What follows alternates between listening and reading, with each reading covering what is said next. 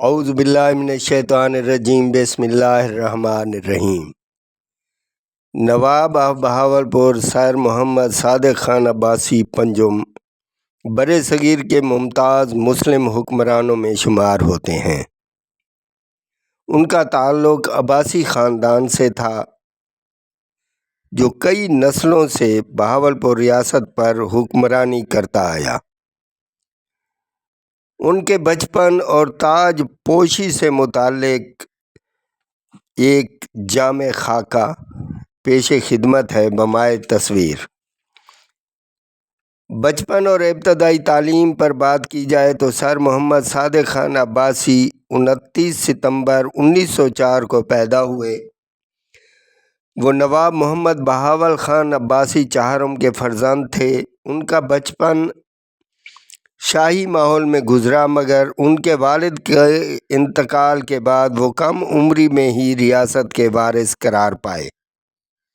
نواب صاحب نے ابتدائی تعلیم بہاولپور میں حاصل کی۔ بعد ازاں انہیں اعلیٰ تعلیم کے لیے ایجیسن کالج لاہور بھیجا گیا، جو اس زمانے میں برِ صغیر کے نواب زادوں اور شہزادوں کے لیے خاص تعلیمی ادارہ تھا۔ وہاں انہیں علم، نظم و ضبط، قیادت اور سیاسی شعور کی تربیت دی گئی۔ اگر ان کی تاج پوشی اور ابتدائی حکمرانی کی بات کی جائے تو نواب صادق خان عباسی کے والد 1907 میں وفات پا گئے۔